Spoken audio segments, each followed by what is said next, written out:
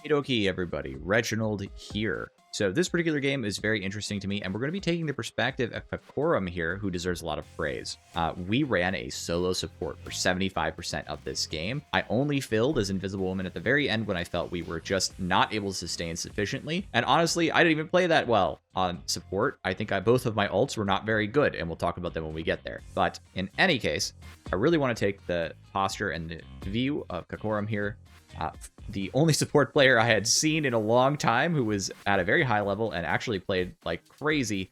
So as much as this is going to end up being a very technical video about positioning, I think, but I really just want to go ahead and take a look. This video is from about 2 weeks ago, a little bit earlier in the season. It's a fairly high elo game. Most of the players here were either high Celestial or Eternity players, and much of this lobby had the same problem that I had been having a lot of. It turned out that due to the rank changes at the start of the season, the way that points are generated, a lot of support players got stuck in Diamond and were unable to climb into the upper ranks of the game at this time. And so everybody just about was required to fill, except this time we had a support main, Pacorum, on our team. Now, we talked about filling. I offered to fill, other people offered to fill, but we decided to try running it down with solo support on Rocket. And I'm going to let you see what happened, but we're going to be doing it this whole time from the perspective of Rocket. Alex, I'll patch you up. And our objective here is just to watch how he plays. So I really love this. Captain America on the enemy team dives in and he jumps vertically and denies that Captain America the opportunity to get an easy elimination on our only healer.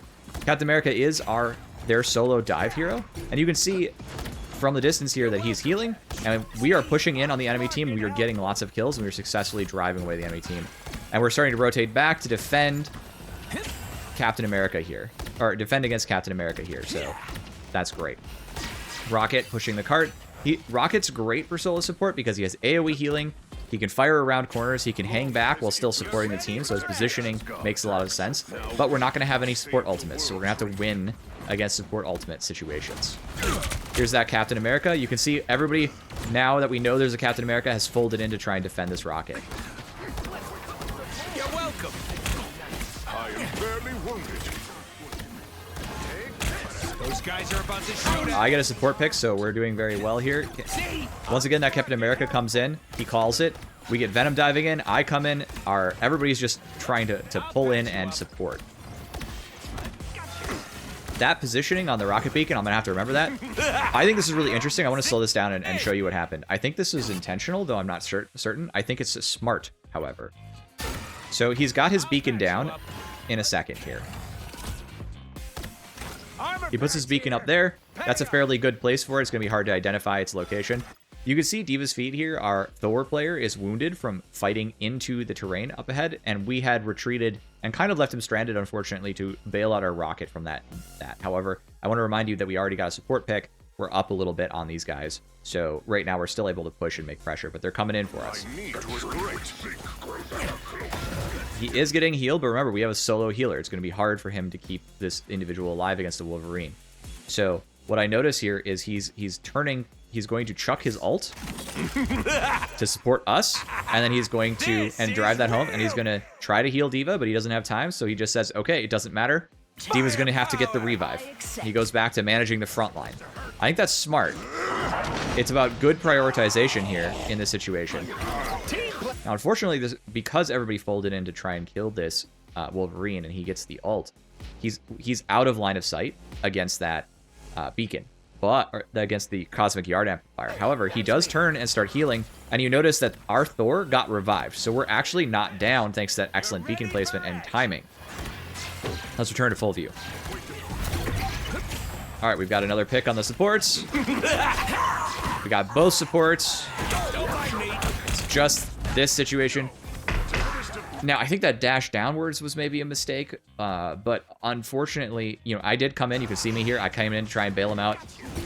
It's unfortunate that happened, but I want you to kind of look at what's going on the screen. Even though we have no healer, one of the things that's happening is we're still winning. They don't have any healers either, but we're able to sustain. And I think we're up 1 to start it off. But look at how much shielding there is on this team. Everyone on screen has overshields right now. I do, and of course I can get a lot because I'm Mr. Fantastic. Venom can get a lot. Thor can get a decent amount, and even Black Panther can generate a little. So the only player on this team who has no way of sustaining themselves is our Hela.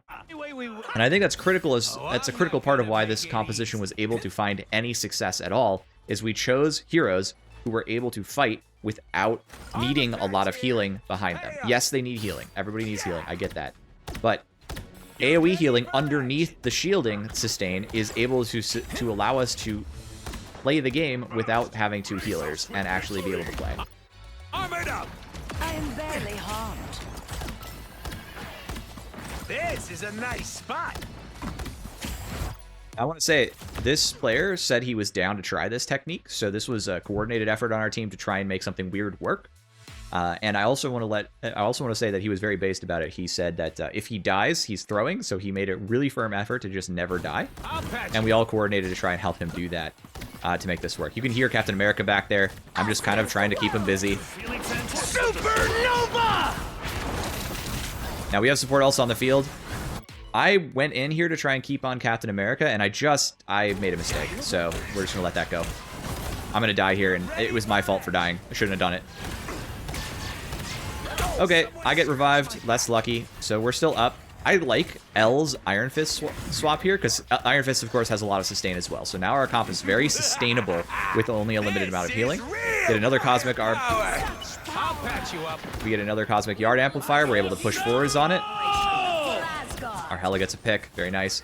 And I just want to look at the positioning here. Our Rocket is always positioned at the back of our group. We're making a lot of forward pressure, and he's staying in a position where he can push cart and fire balls in our direction to keep us healed. Even his usage here of shooting those balls around the corner while letting Venom just get AoE healed, I think that's a clever way to do this to ensure that the front line is sustained. Oh, it's Nitro. I think Nitro was literally in my game with Fish just the other day. I posted that. Good player. And he's got the right idea. He should be going after our solo heal Rocket, by the way.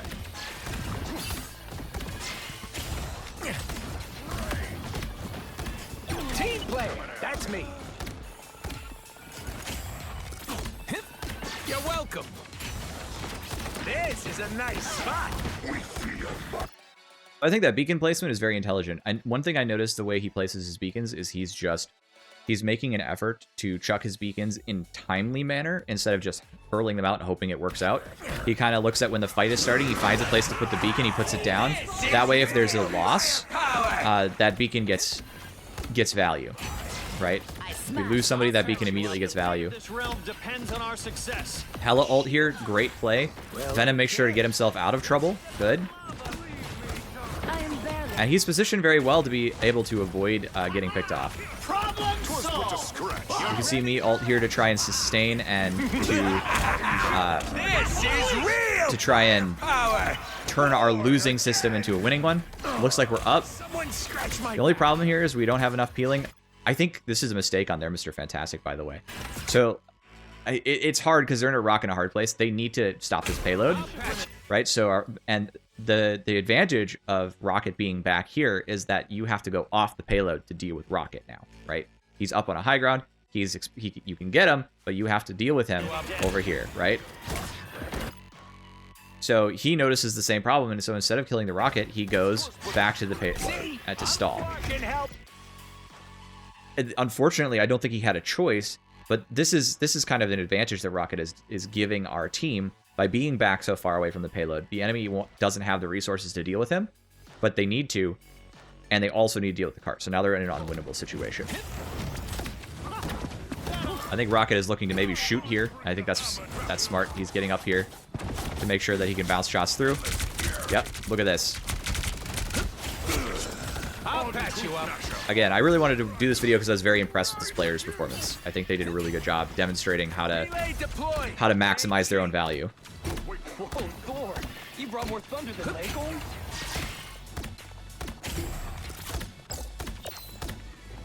He pulls his beacon back, you see?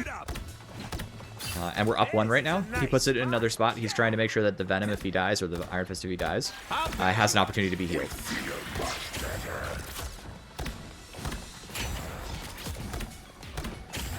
Paying attention to every person who could potentially need support. Free healing where needed. Team player, that's me. You're ready for it. You can see I get the kill on the flyer here. not unexpected. If you have somebody else helping, like a Hela, Mr. Fantastic is really good at confirming kills on flyers because he chases them. He doesn't let them get behind cover to hide. He chases them down. All right, so we have Supernova on the field. Supernova is a direct counter, in my opinion, to Beacon, so that's a big problem. This is real fire. If Supernova was placed on this Beacon, it would burn down and do damage to anyone who gets too close. Fantastic can also damage it, so that's another problem here. Notice this. He starts getting bounced on, and he immediately goes for... As soon as he gets the first damage tick, he goes up on this wall and makes himself very hard to hit for additional bounces. And he continues to be able to heal the team. So he's playing very, very smart here. You know, he's exposing himself to a little risk so that the enemy tries to take opportunities, but then he leaves whenever it's too dangerous, and he doesn't expose himself to too much risk. The enemy is always in a position where they have to play against our very aggressive team composition, and their need to get to the back line. The one thing I think the enemy team should have done that they did not do here is they really needed a dive hero. They needed someone to dive onto this rocket. They needed like a Black Panther, a Psylocke, maybe both of those, right? And that would have been able to shut this comp down because we wouldn't have been able to sustain without at least some healing. We're just aura farming on the payload at this point. The current score is 0-2-3. Now, we aren't sure whether or not we want to swap things up, right? And we haven't been able to decide what the play is. It looks like the enemy team is looking at maybe getting a heavy damage composition out with a little bit of spam damage and a little bit of anti-dive with the Crimson Witch, and we've got Torch. So I think that's an interesting play on their part. They're certainly trying to figure out what to do with us because I wouldn't say we rolled them, but it was not we definitely pushed with very limited delays in this fight overall. Let me get back to the... Okay, so we've decided not to change up our team comp because it's working. That makes perfect sense. If we're having success, we shouldn't just change it because suddenly we switch to defense. We may be able to continue to succeed. They may not be able to adapt to defeat us. They may not be flexible enough, have the hero pool required, whatever it is. You're ready for action. Now, in this case, we're making a little harder rocket because we're actually playing in such a spread out manner, but I am playing in this position for a reason. I suspect, just in my heart of hearts, that someone's going to try and dive my rocket, so I want to stay close to the rocket to ensure that the tank front line has their healing, right? So that's the logic here. You can even see me pre-healing. And if you listen, and we look real quick, I was right. Somebody came for him, and I'm making an effort to drive them away. So that's happening behind while we're trying our best to keep everybody alive. Now, we do lose one, but fortunately, Beacon is down. You're welcome. And so we have the opportunity here. Now, notice I get exploded here because Crimson Witch does a lot of damage when she has her team up, and she used her bubble, and I got stuck in it for 2 cycles. And so she just blew me apart, and that's a very dangerous thing for Mr. Fantastic. It's a dangerous thing really for anybody if you get stuck in her little bubble, and I just got unlucky there. I believe I ended up transforming inside of it, which is the worst situation to be in as Mr. Fantastic, because the transformation really can bungle your attempts to move around. Our Hela putting good pressure on their Torch, and our Rocket is just playing in a position where he's very difficult to get to, right?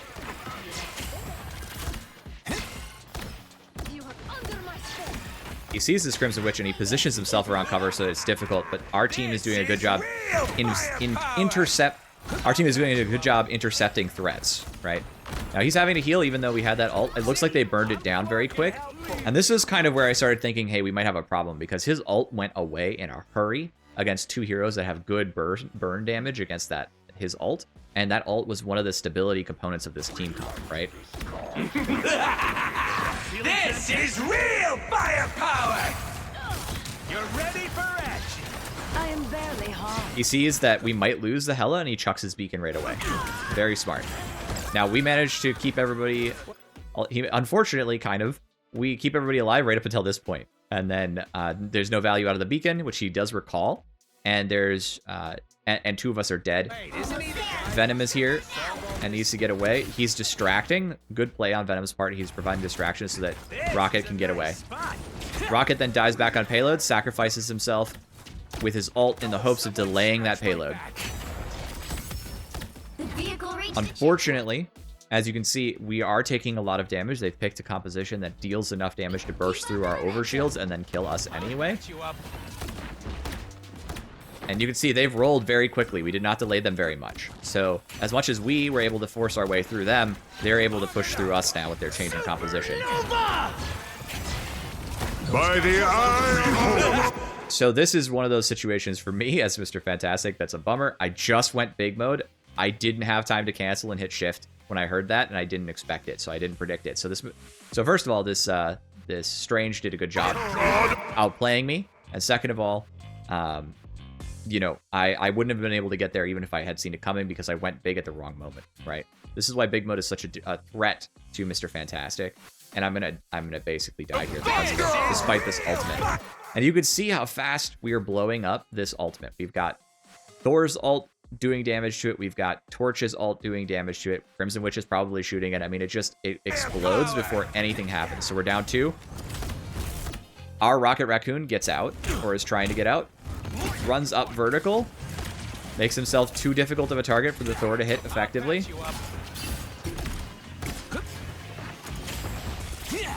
Thor gets bored, doesn't think he can do the kill.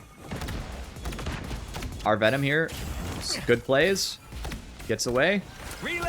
I recognize that we're not going to be able to do anything but so we're chilling, we're regrouping. I moved here to assist my Thor on the high ground, clearing it out, pressuring their Thor. We are now contesting point.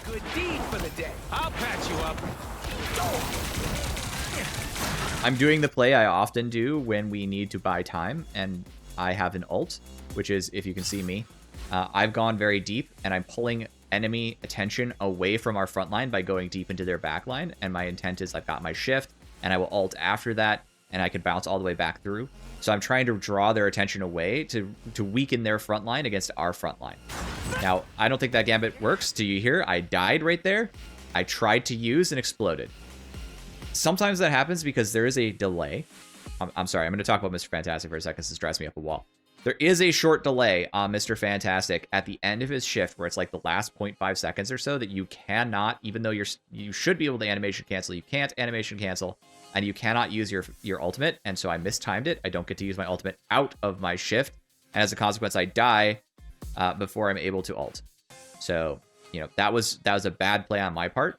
My game plan was sound, but I didn't get the value I was hoping for. All right, let's get back to the rocket. And this is really where I realized that, like, okay, we are no longer sustaining. They're rolling us, right?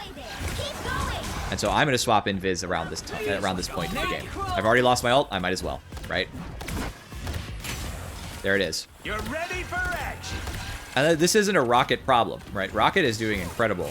This was we needed a different comp to win against their counter to us, right? But full credit here. The Rocket has played an amazing game so far. Barely, never dying, basically. Always being present to heal, providing value, even shooting sometimes. Now, I really love that the Rocket holds his ult here.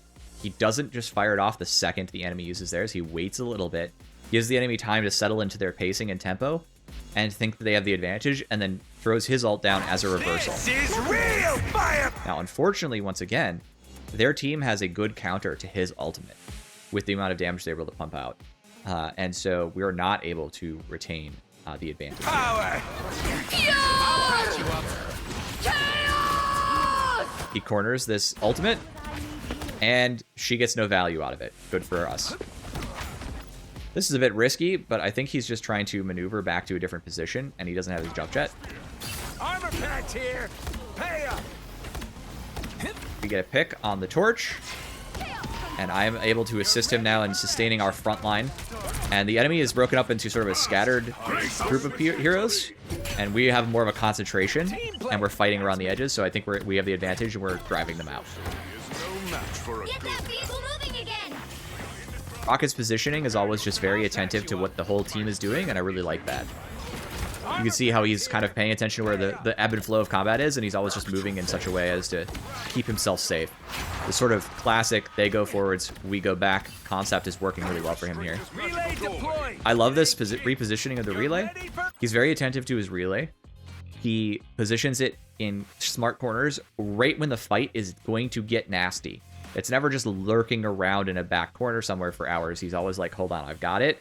I'm holding it. I'm going to chuck it when the fight's about to start, so the enemy is committed and doesn't have time to go looking for it. Supernova! I think that's something I'm going to take away from my own Rocket gameplay when I fill on Rocket, is not just leaving your beacon laying around, just actually putting it somewhere based on the enemy's pressure, right? What am I? Invisible? So my positioning here, I just want to call out my positioning here. You can see me where I am up front on the right. I don't think I'm in a good spot, and that's because I've been playing a lot of Fantastic and a lot of tanks. I'm thinking tank thoughts and not thinking support thoughts right now. Against the world! By the eye. And so you can see I had to run away very aggressively to get away from this. I am lucky that I did outmaneuver this ultimate. Unfortunately, because I'm so out of position, the only person I'm able to heal now is Hela, and we do lose Diva's feet. Okay, hold your So that's my failure Deploy there, another I beam. think.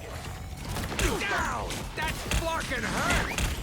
Let me guess. And because of this particular failure, you know, we're now going to lose this fight because we're down one, and the enemy has the advantage of pressure, right?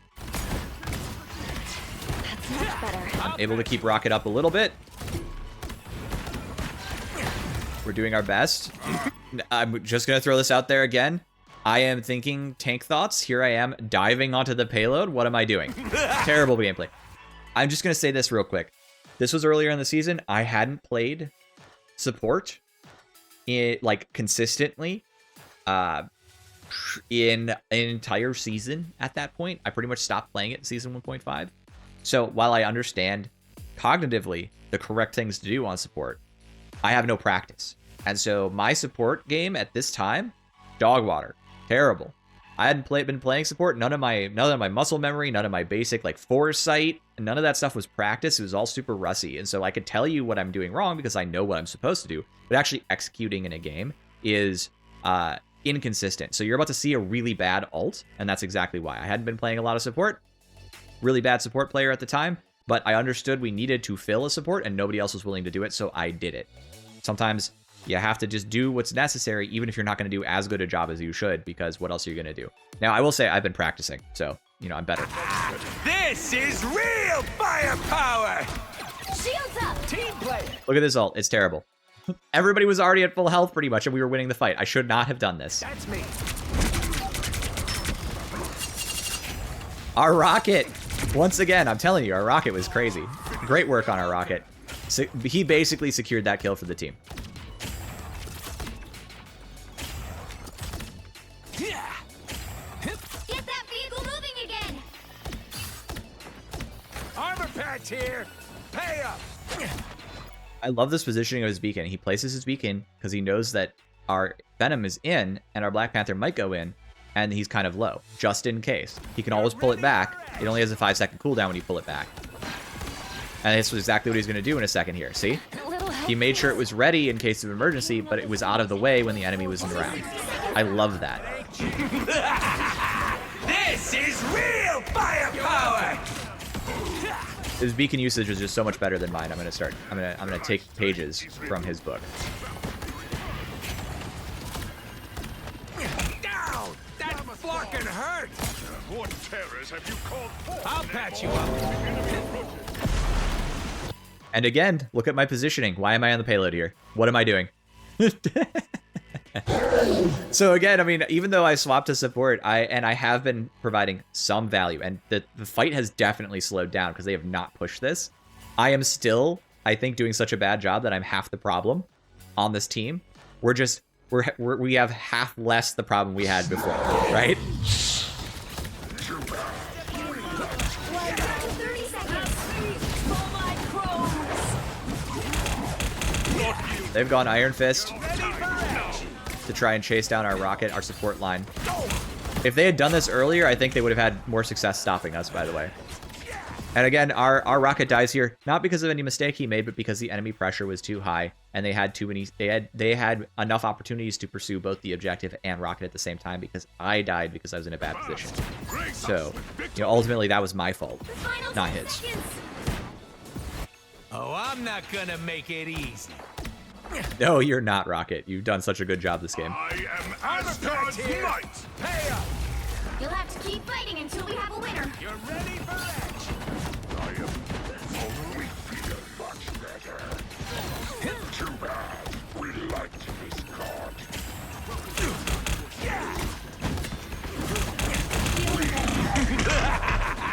This is real firepower!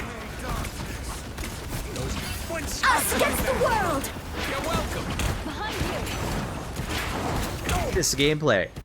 I just want to call this out. There are ults all over the place, big AoE field ults, and he is still managing to heal the team by just running up this wall, firing a few shots, and coming back down. He is providing a ton of value. He's not dead. He's doing what's necessary. I think this is awesome. Almost dies, manages to survive by a sliver. Real firepower! I'll patch you up. I de-amplify Just rockets amplifier. absolutely refusing to die. Is he contesting here? I think he is contesting here. I think he's just low enough to be contesting. That was at least 2-3 seconds of contest just from him running on a wall. Reached a checkpoint. Keep up the momentum. It doesn't even matter that he eventually died. We were already losing that fight. The fact that he burned a few seconds on the process is based.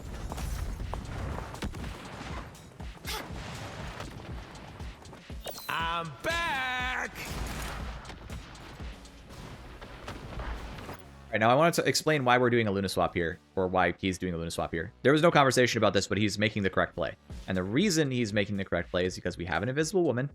They have a team composition that has just been destroying his ultimates, and as survivable as he's been, what we really need is 2 good support ults and the ability to sustain. So he's going to switch to Luna, and he's going to play perfectly well.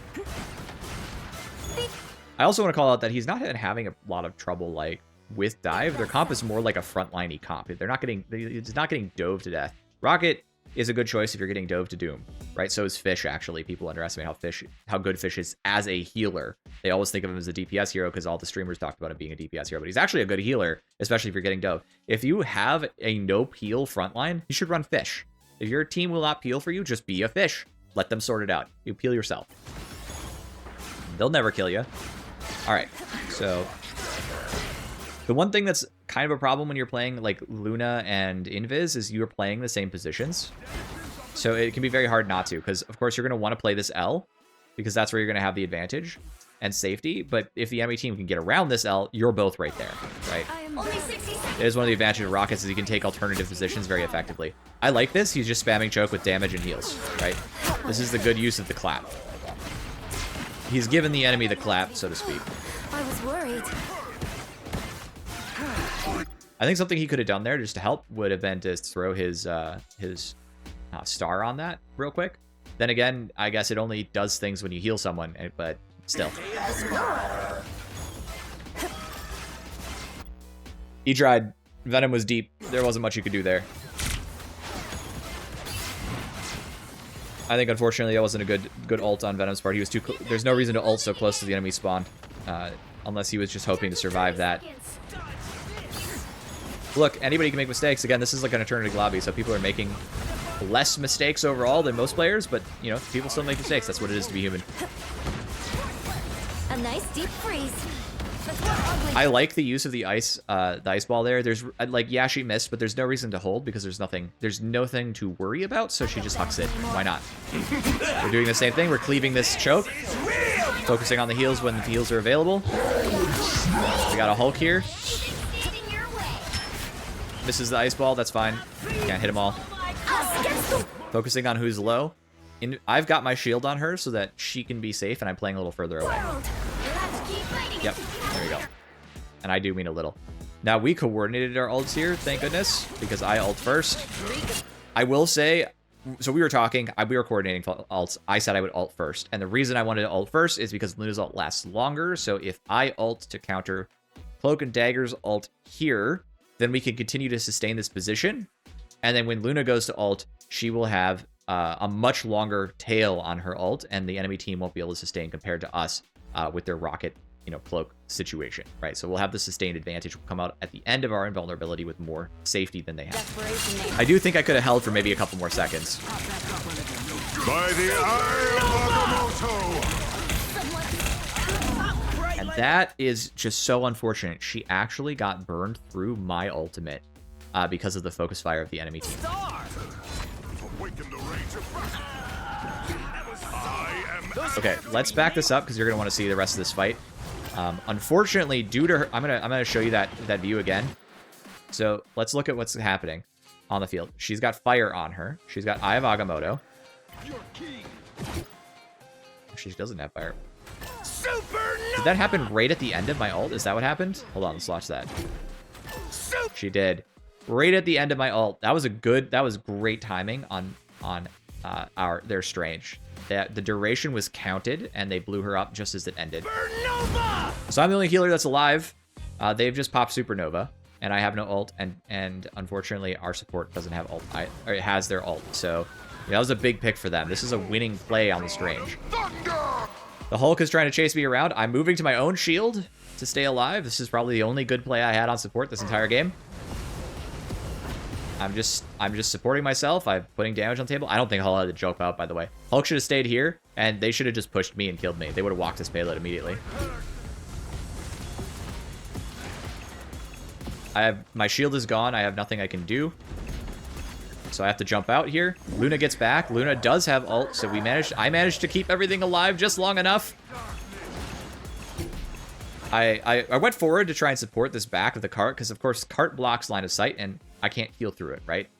But unfortunately I get seen and I get pushed out, so I have to jump out. I use my bubble to make sure that they don't want to pursue me as much. All I'm trying to do is provide healing and support through the cleave. They are also doing the same thing. They're providing damage where they think they can. I think this is great. We're just playing in two slightly different places, so we can't be easily focused. And the enemy doesn't have enough to sustain on the point anymore, and they die. 2, 3. And that was the win.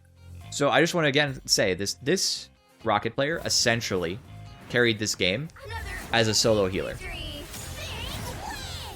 And the enemy team, I actually recognize a couple of these names. They're not bad players at all. It was just the kind of composition we had was really difficult for them to cope with until they figured out a solution. And then once they figured out that solution and we countered by moving back to a double support, that was our winning ticket, right? Now, the only thing I do notice is that it looks like there was a lot of different support players at different times, so I'm wondering if they were having some difficulty figuring out who needed to do what. But hey, that's how it worked out. We did seem to heal diff them, but I wouldn't necessarily assume that the numbers here tell you the whole story. And the reason I wouldn't assume that is look at the deaths. If your team, especially your tanks, are having a lot of deaths because they're getting just chewed up, or your supports are dying too much, or whatever's happening, sometimes you can't heal. You can't get high heal values because the people you need to heal just died before you got a chance, right? We had a very aggressive composition. We were diving into a lot of enemy team resources, and so we were able to get a lot of kills, right? It's not fair to assume that their players were just doing a poor job healing, right? It's much more likely that the team comp that we had with all of our aggression and damage output was simply overcoming the pools that they were trying to heal, and before they had a chance to build up much resources. Whereas, of course, our Rocket was able to get free heals most of the game since he was mostly free and positioned very well. Anyway, that's all I have for today. I hope you enjoyed watching this as much as I did. I thought this was a really interesting game because it once again shows that there are times where off meta can take an enemy by surprise and win multiple rounds or multiple points of a game and before it gets countered. And then when it gets countered, you can always flex off of that plan to a new plan. So sometimes taking the gamble play can work in your advantage and in your favor. Even if it's not going to be sustained for the whole game, it might work for a majority of the game. All right, well, thanks so much. Have a great day, everybody. Warm regards. Reginald. I would like to take a moment to express my genuine and significant gratitude to Bonehead for becoming my first Oath Taker level member. Your support really does mean a lot to me and has made it so much easier for me to continue to justify the amount of effort I pour into this channel. I'd also like to thank Miles Williams Lewis, Joseph Davison, Shackleford, and McSpand for supporting my channel through my Adept level membership. Your atypical support really means a lot to me, and I appreciate it. I'd also like to extend a thank you to the rest of my members. The support helps the channel a lot. If you would like to become a member of this channel, there is a link in the description below and a join button next to the subscribe button. Thank you all so much for visiting. Have a wonderful day. Bye-bye.